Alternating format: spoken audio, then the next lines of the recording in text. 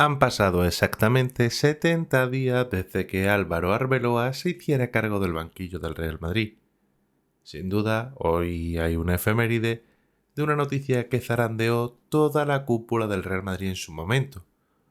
Todo se desencadenó tras perder la final de la Supercopa de España, momento en el que el club blanco confirmó a través de su página oficial que Xabi Alonso dejaba de ser el entrenador del primer equipo del Real Madrid.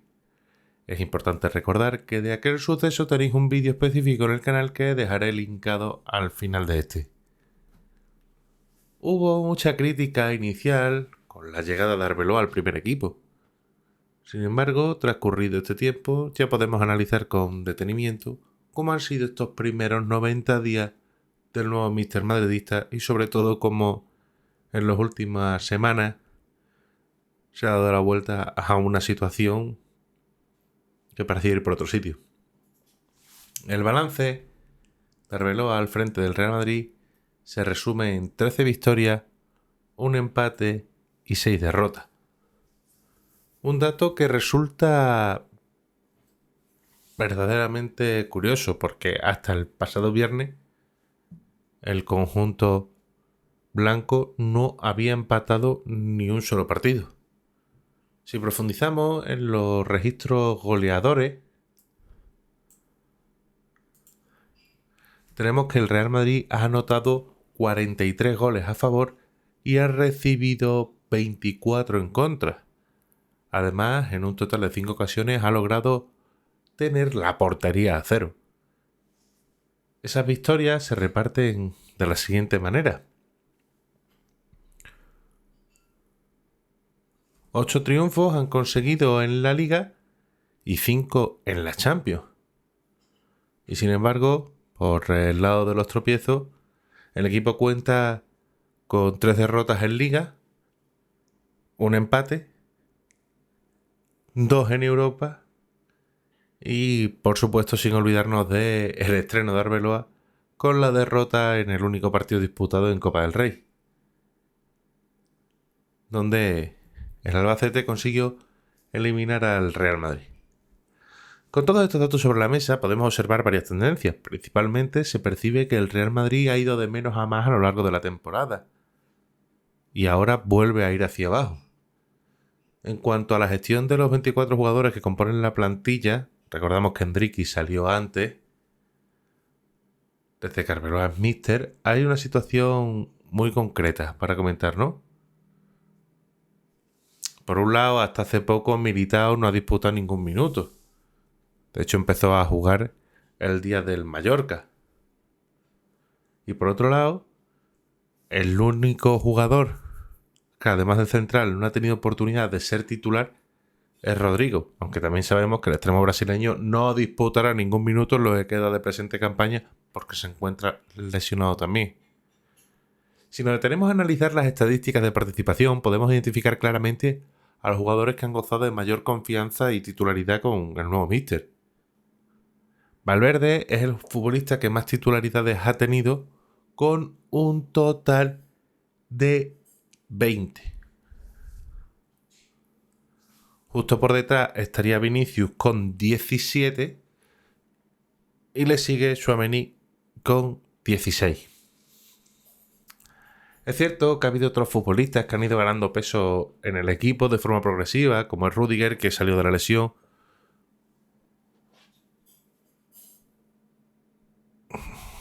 o Brahim Díaz.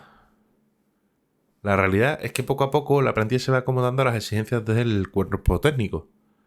Además de los integrantes habituales, hay que poner el foco en jugadores que forman parte de la plantilla del Castilla.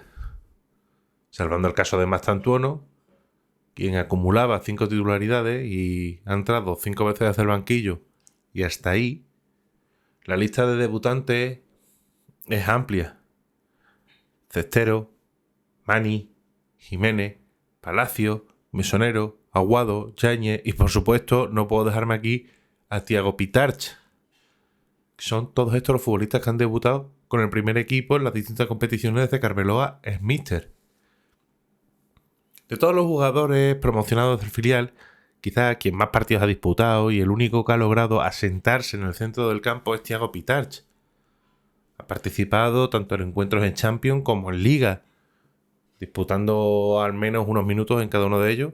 Y resulta curioso que precisamente Thiago Pitarch, que ha tenido la marcha suficiente como para formar, entre comillas, parte de la primera plantilla, no fuese uno de los que disputase minutos en el duelo en Copa contra el Albacete. Más teniendo en cuenta que Arbeloa era conocedor de la calidad que tienen los jugadores del filial madridista, al ser su míster hasta enero. Y respecto a la capacidad goleadora, pues hay nombres propios también que destacan. Vinicius Junior es el máximo realizador en esta nueva etapa con 10 goles anotados.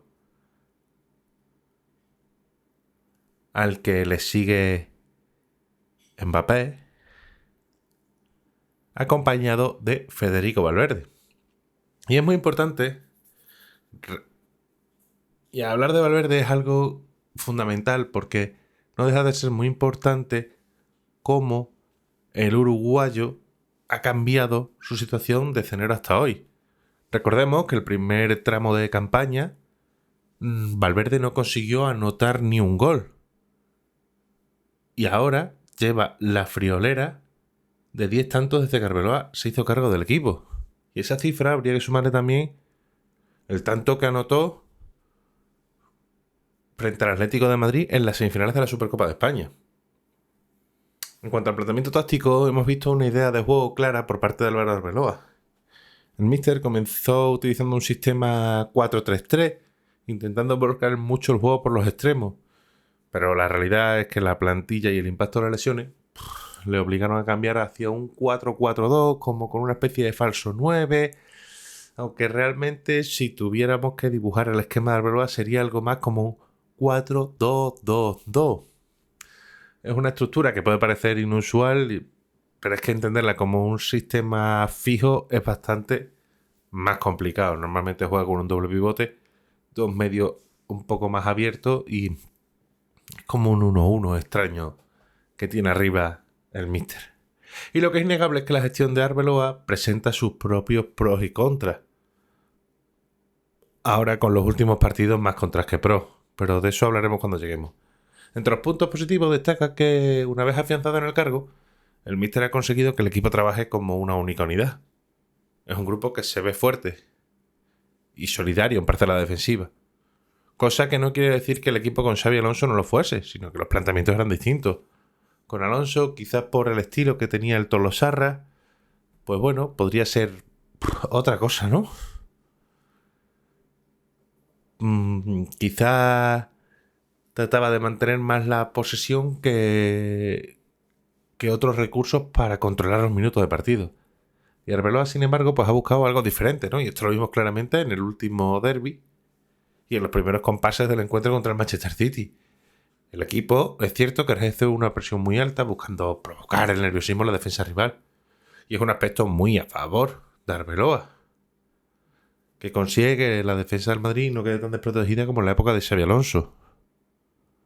Y este era precisamente uno de los puntos que más se les criticaba al entrenador anterior.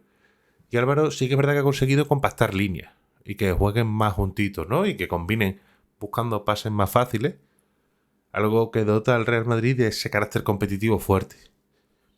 Durante la época de Alonso, que para nada fue tan desastroso como mucha gente se quiere imaginar, veíamos a veces un Real Madrid que intentaba hacer demasiadas cosas y que ninguna terminaba de salir bien. Y esto es algo que también se puede revisar en los diferentes vídeos del canal porque lo hemos criticado siempre. Lo que se le pedía a Arbeloa al empezar era precisamente eso, ¿no? Hacer cosas sencillas y olvidarse de reinventar la rueda, que la rueda ya existe y funciona de verdad. Y con esa filosofía de ir poco a poco se ha ido construyendo este equipo. Es cierto que ha habido tropiezos gordos en el camino. Pienso en Osasuna, en el partido del Getafe, en la última jornada de la liguilla frente al Benfica. Y por supuesto hablaremos de estos tres últimos encuentros donde el Real Madrid no ha ganado ninguno de los tres y solo ha sumado un punto. Pero es lógico que cuando tratas de imponer una idea nueva dentro de un esquema de equipo ya formado, surjan problemas serios para poner todo a funcionar. Arbeloa no tuvo pretemporada, pero sí mantenía una confianza ciega en la manera de hacer las cosas. Otra cosa es el resultado que tengan. Y probablemente esos resultados no sean por sí solos motivo suficiente para que el club decida la continuidad de Álvaro a largo plazo. Es más, yo sigo manteniendo que no puede ser entrenador del Real Madrid hoy. Habrá que hacer muchos cambios y no solo en la parcela deportiva. Porque la exigencia del Real Madrid no se limita solo a decidir a qué se juega o qué se compite. Que tampoco se trata de vender que la exigencia sea ganar un título por obligación, pero hay que poner las cosas en su sitio. Yo sigo pensando que con Xabi Alonso en el fondo se precipitaron en todos los aspectos. Primero, al contratarlo. Creo que no era el momento para el Tolosarra. Y tampoco era el momento porque no le iban a dar todos los ganones necesarios. Y sobre todo, se precipitaron al despedirlo. No puedes hacer una apuesta a 3 años y que te dure 4 meses. No obstante, sigo convencido de que si Alonso hubiera continuado, la situación no se habría revertido en el Real Madrid a final de temporada. Y ahí quizá es donde entra el factor diferencial de Arbeloa. Más de la casa que Xabi Alonso, aunque Xabi Alonso es de la casa, pero ¿me entendéis? Arbeloa, canterano, que se va, que vuelve, que entrena en la cantera del Real Madrid y que se queda. Suena a que es más de la casa, ¿no? Y a que tiene una cierto peso dentro de la estructura del club, aunque estas cosas son efímeras y mentiras, pero bueno. Pero sí que tenía a lo mejor más chance de decir si no me funcionan, pues meto a mis chavales, que para eso tengo a mis guerreros del Castilla. Y que luego tampoco tenía nada que perder. Y por supuesto, quizás el lenguaje, ¿no?, más agresivo de Arbeloa. El ir más de frente. Xavi en ese aspecto, bueno, era más picaresco. No, Arbeloa te lo espeta en la cara como te espetaba la patada en la espinilla cuando jugaba. En fin. ¿Y esto te lleva a algún lado a ganar títulos? Pues la verdad es que no. O sea, se pueden ganar títulos, ¿eh? Se puede haber una hecatombe, que ahora hablaremos de la hecatombe de la Liga, y se puede ganar la Champions, porque todavía seguimos en Champions, que esto hay gente que se lo ha olvidado ya, que ya la gente, bueno, acostumbra a matar al Madrid antes de que acaben los partidos, ¿no?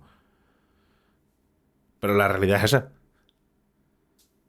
La realidad es que esto no te lleva a ganar títulos, pero bueno, sí te lleva a lo mejor a esa bunkerización positiva que necesita el Real Madrid.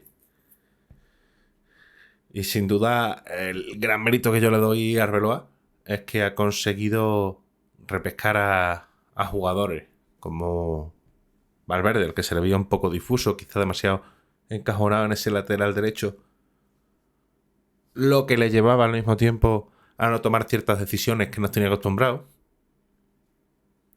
Y por ejemplo, otro jugador al que, para mi criterio, ha rescatado es a Vinicius Junior.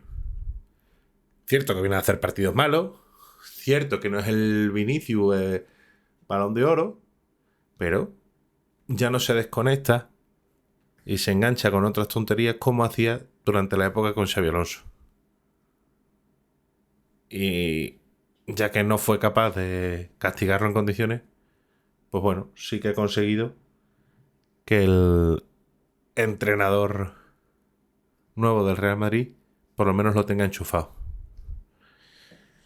Pero claro, todo esto se te cae ahora cuando de los últimos 3 partidos solo sumas un punto, cuando tienes un pie fuera de la Champions y no tienes más porque el resultado dentro de lo que cabe no es tan desfavorable,